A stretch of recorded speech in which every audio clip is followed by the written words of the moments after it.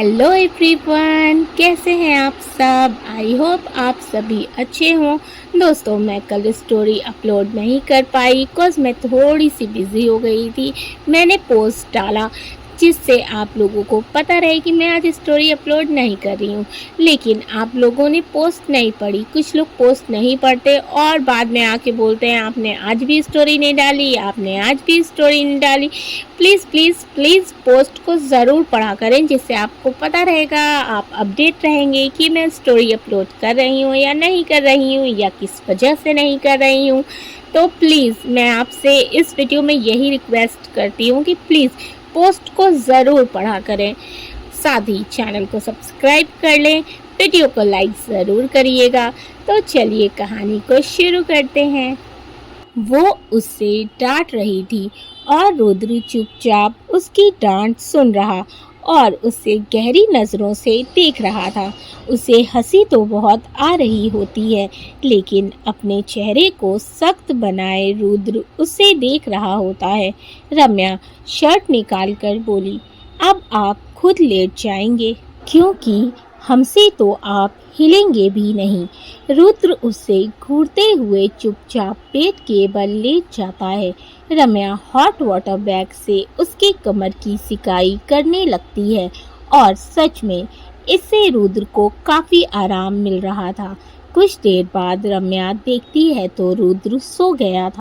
रम्या hot water bag side में रखती है, फिर उसके ऊपर अच्छे से ब्लैंकेट डालती है और उसी के पास लेटकर उसके चेहरे को प्यार से देखने लगती है। रुद्र के रेशमी बाल उसके माथे पर बिखरे हुए थे। रम्या धीरे से उसके बालों को माथे से हटाती है और प्यार से उसे देखने लगती है। फिर उसके बालों में हाथ फेरते हुए मुस्कुराकर बोली, सच में आप बहुत ज़िद्दी हैं और थोड़े से खड़ूस भी, लेकिन दिल के बहुत अच्छे हैं। आपके इसी खूबसूरत दिल से हमें प्यार हो गया है रुद्र जी। जब भी आप हमारे करीब आते हैं, हमारे दिल में एक हलचल सी होती है। दिल करता है कि आपकी आँखों में खो जाएं और आपसे बोल दें कि हमें आपसे कितना प्यार है। लेकिन आप इतने खड़ूस हैं कि हमारी फिक्र भी ऐसे करते हैं जैसे गुस्सा कर रहे हों। हमें हर वक्त बस डांटते रहते हैं, किसी की कुछ सुनते ही नहीं हैं, हमेशा बस अपने मन की ही करते हैं। बिल्कुल कड़वे करेले हैं आप।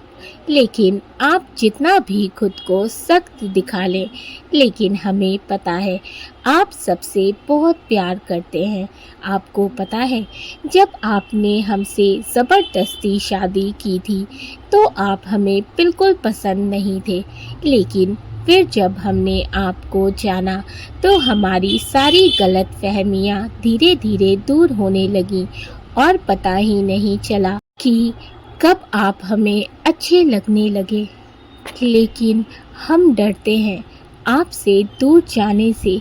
हमें डर लगता है कि अगर कभी आपने हमें छोड़ दिया तो हम क्या करेंगे, कैसे रहेंगे आपके बिना। पता है, आप पास नहीं होते तो हमें हमारी सांसें भारी लगने लगती है। आपके बिना हम रहने का कभी सोच भी नहीं सकते। हमें इस ख्याल से भी खौफ आता है, हमें कभी छोड़कर मत जाइएगा, नहीं तो जी नहीं पाएंगे आपके बिना। ये बोलते हुए रम्या की आंखों में आंसू आ जाते हैं। वो अपने आंसू पोंछती है, फिर मुस्कुराते हुए झुककर रुद्र के माथे पर हल्के से किस करती है और लाइट्स ऑफ करके उसके थोड़ा करीब होकर लेट जाती है। और कुछ देर बाद वो गहरी नींद में चली जाती है। उसके सोने के बाद रुद्र, जो इतनी देर से सोने का नाटक कर रहा था, वो अपनी आंखें खोलकर रम्या को प्यार से निहारने लगता है। रुद्र उसके गालों को प्यार से सहलाते हुए बोला, जान, मुझे तो पता ही नहीं था कि तुम मुझसे इतना प्यार करती हो, लेकिन तुम मुझे खड़ूस, ज़िद्दी और करवा करेला भी समझती हो। क्या मैं सच में ऐसा हूँ? सबसे ज़्यादा स्वीट तो मैं तुम्हारे साथ ही रहता हूँ, लेकिन एक बात तो है, तुम्हारे मुंह से अपने लिए रुद्र जी सुनकर उफ, मेरे दिल का जो हाल हुआ वो मैं बयां ही नहीं कर सकता। इतनी मुश्किल से खुद को रोक कर आंखें बंद किए लेटा था, बस मैं ही जानता हूँ। वरना दिल तो चाह रहा था कि तुम्हें कसकर गले लगाकर खुद में छुपा लूं, लेकिन अब जब तुमसे अपने प्यार का इजहार सुन लिया है तो मैं बता नहीं सकता कि मैं कितना ज़्यादा खुश हूँ।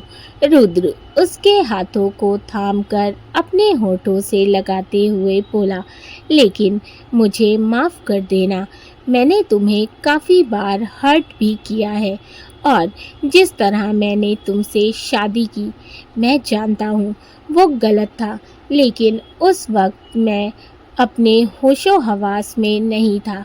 उस वक्त मैंने तुमसे शादी सिर्फ दादी माँ के लिए की थी, लेकिन अब देखो, तुम मेरी ज़िंदगी बन गई हो, मेरे दिल की धड़कन, मेरे जीने की वजह बन गई हो। तुम एक पल के लिए भी नज़रों से ओझल होती हो तो ऐसा लगता है जैसे कोई मेरी सांसें छीन रहा हो। मैं कभी तुमसे दूर नहीं जाऊंगा जान, और ना ही तुम्हें कभी खुद से दूर जाने दूंगा। हर मुसीबत, हर दुख दर्द को तुम तक पहुंचने से पहले मुझसे होकर गुजरना पड़ेगा। I love you wifey. लेकिन हाँ, मुझे एक चीज़ का मलाल है कि तुमने अपने प्यार का इजहार तो किया, लेकिन अपने इस प्यारे से भोले से पति को आई लव यू नहीं बोला। पर कोई बात नहीं, जैसे तुमने अभी प्यार का इजहार किया है वैसे ही मैं तुमसे आई लव यू भी बुलवा लूँगा। इतना बोलकर वो प्यार से रम्या के माथे पर किस करता है, फिर झुककर हल्के से उसके होठों पर किस करता है और उसे अपने करीब कर बाहों में भरकर सो जाता है। रम्या की नींद खुलती है, वो आंखें बंद किए ही अंगड़ाई लेकर उठने लगती है, लेकिन उसे अपने ऊपर कुछ भारी भरकम सा महसूस होता है। वो आंखें खोलकर जैसे ही नज़रें घुमाकर देखती है तो रुद्र का चेहरा उसके चेहरे के बिल्कुल करीब था और उसका भारी भरकम हाथ रम्या की कमर पर था। इस वक्त वो शर्टलेस सो रहा था। ये देख रम्या की आंखें हैरानी से बड़ी हो जाती हैं। वो एकदम से चीखती है और जल्दी से उससे थोड़ा दूर होती है।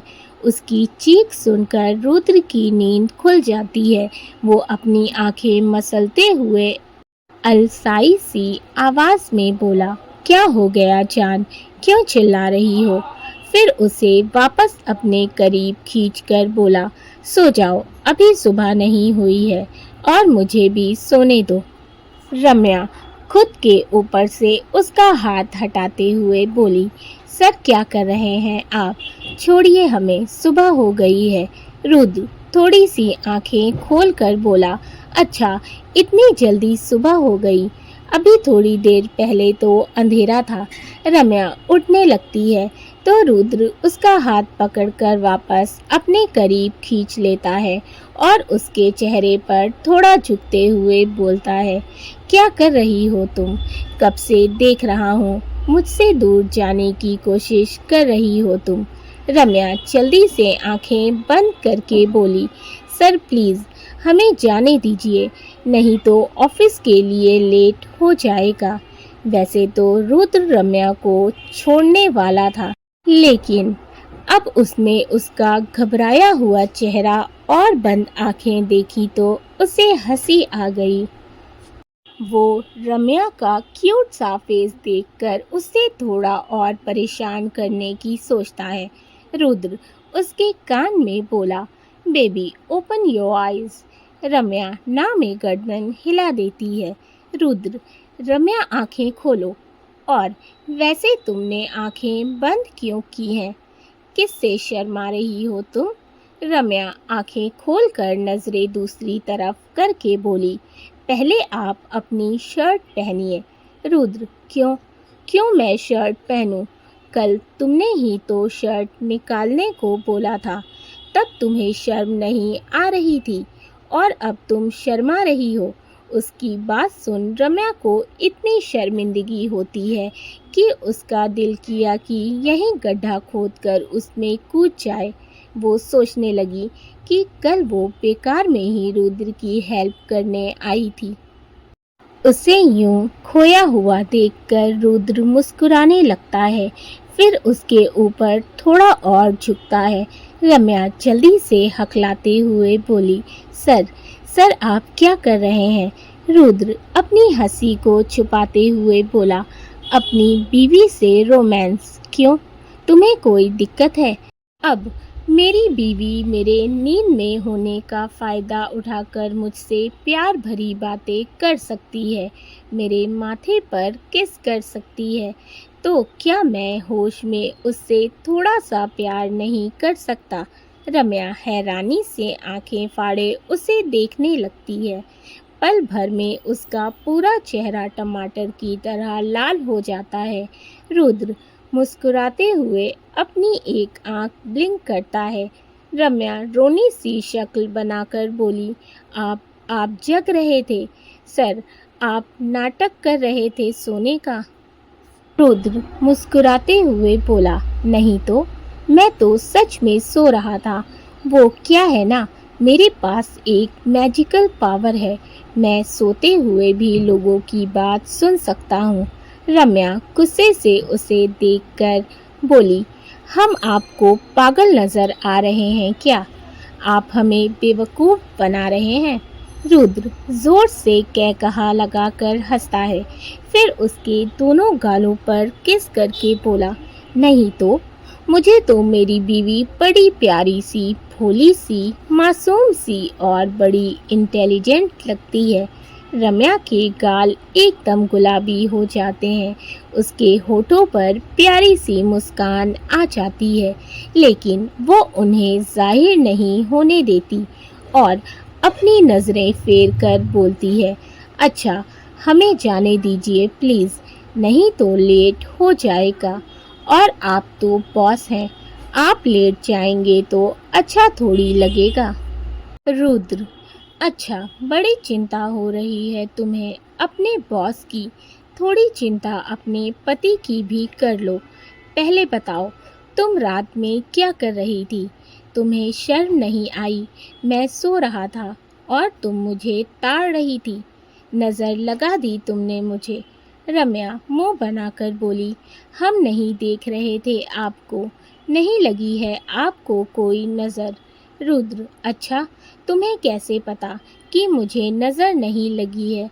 रम्या, सर आप टाइम वेस्ट कर रहे हैं, ब्रेकफास्ट का टाइम हो जाएगा। रुद्र कुछ बोलता उससे पहले उसका फ़ोन रिंग होने लगता है। वो अपना फ़ोन उठाकर देखता है तो कार्तिक की कॉल थी। रुद्र का ध्यान फ़ोन पर देखकर रम्या हल्के से उसे धक्का देती है और तुरंत उठकर वहाँ से भाग जाती है। रुद्र मन में बोला, वेरी बैड बीवी, तुमने चीटिंग की है, अब तुम्हें इसकी पनिशमेंट मिलेगी। तुमसे तो मैं ऑफिस में गिन गिन कर बदले लूँगा। वो मुस्कुराते हुए बालों में हाथ फेरता है और अपना फ़ोन लेकर बालकनी में बात करने चला जाता है। सुमेर अपने केबिन की तरफ जा रहा था कि तभी सामने से आती हुई सानवी से टकरा जाता है। वो गिरती उससे पहले सुमेर उसे कमर से थाम लेता है। सानवी डर कर जोर से अपनी आंखें बंद कर लेती है और सुमेर के कोट को कसकर पकड़ लेती है। सुमेर उसके चेहरे को बड़े गौर से देखने लगता है। घनी घनी सी पलकें जो बड़े से चश्मे में छुपी हुई थीं, कटीली आंखें, छोटी सी नाक, भरे भरे होठ, कोई मेकअप नहीं, सांवले रंग में भी वो उसे काफ़ी खूबसूरत लगी। सानवी को जब एहसास होता है कि वो गिरी नहीं बल्कि किसी की बाहों में महफूज है, तब वो जल्दी से अपनी आंखें खोलती है तो अपने सामने सुमेर को देखकर घबरा जाती है और खुद को छुड़ाने लगती है, लेकिन सुमेर ने उसे काफ़ी टाइटली पकड़ा हुआ था।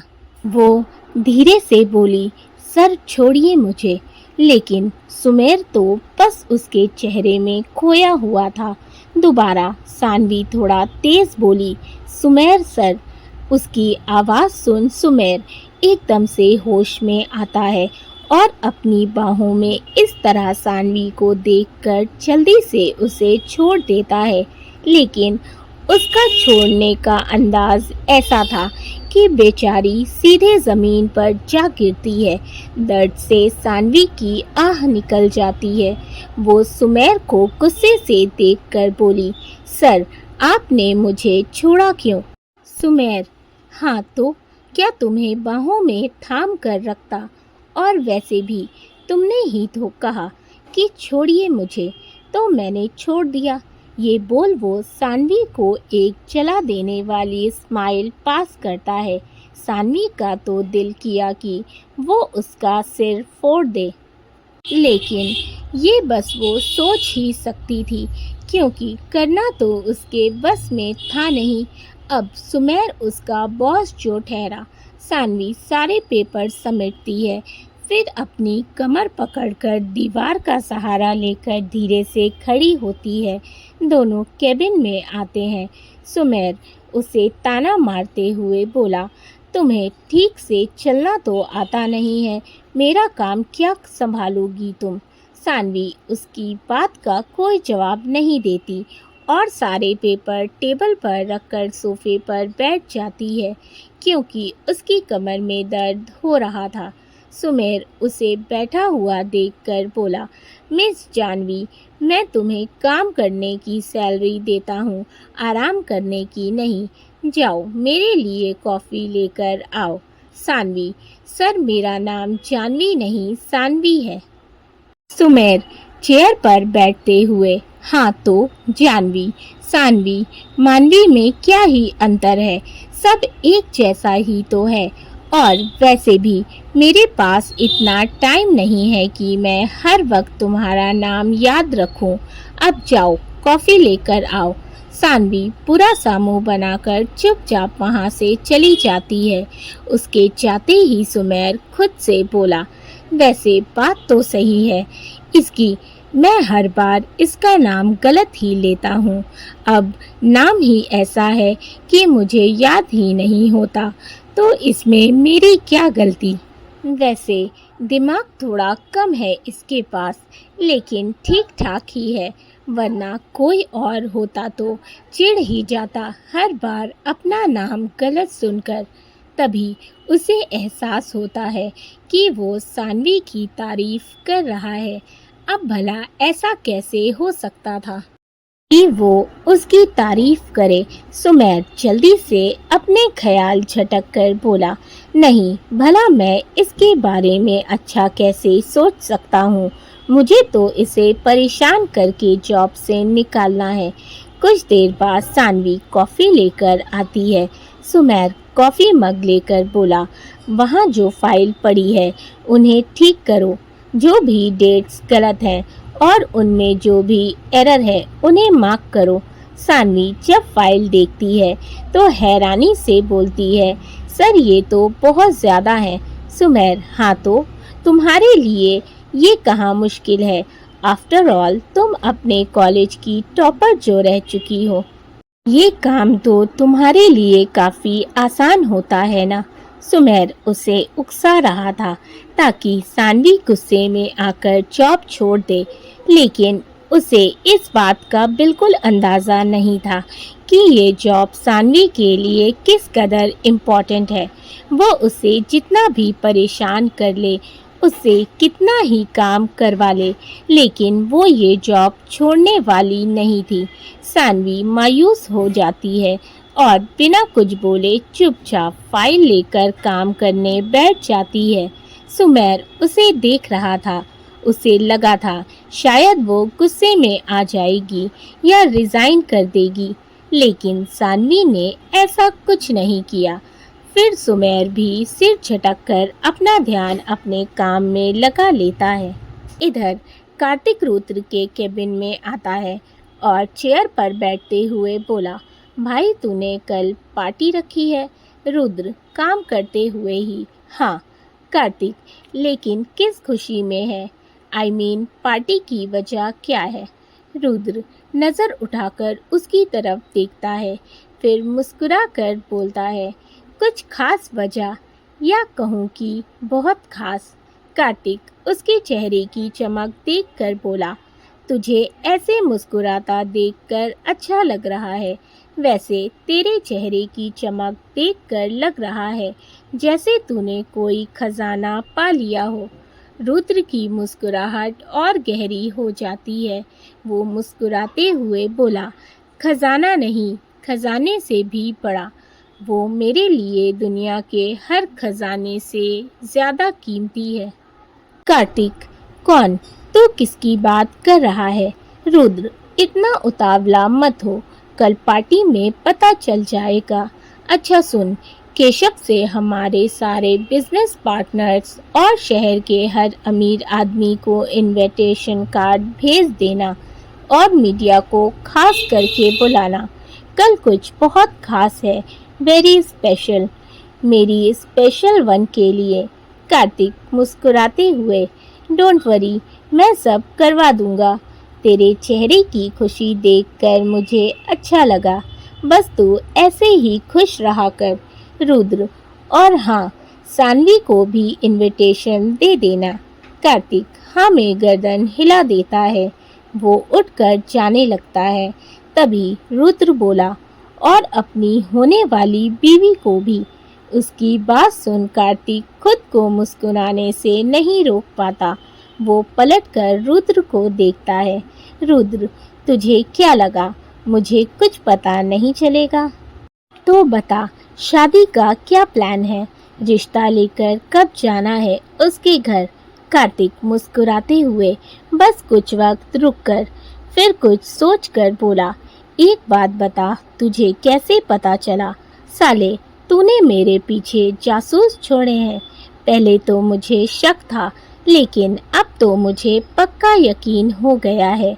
तुझे शर्म नहीं आई अपने दोस्त के पीछे जासूस छोड़ते हुए? रुद्र, हो गई तेरी बकवास। मेरे पास इतना फालतू टाइम नहीं है कि मैं तेरे पीछे जासूस छोड़ूं।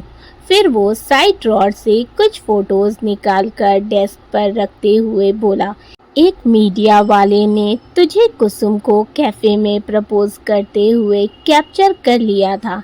ये वही फोटोज हैं।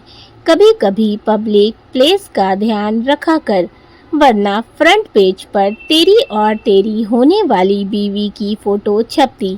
फिर तो होने वाले ससुर जी तेरी शादी होने से पहले ही तलाक करवा देते। ये बोल रुद्र हंसने लगता है।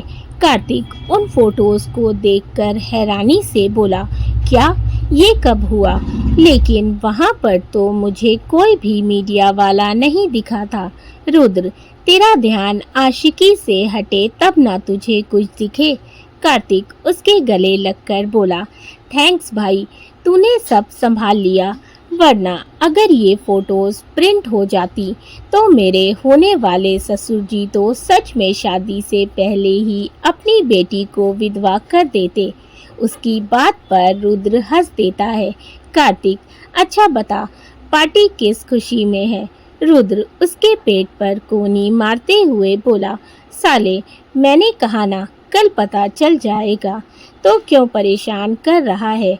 जाकर कुछ काम कर ले। कार्तिक मुस्कुराते हुए, हाँ तो जा रहा हूँ ना। फिर वो दोबारा उसके गले लग जाता है।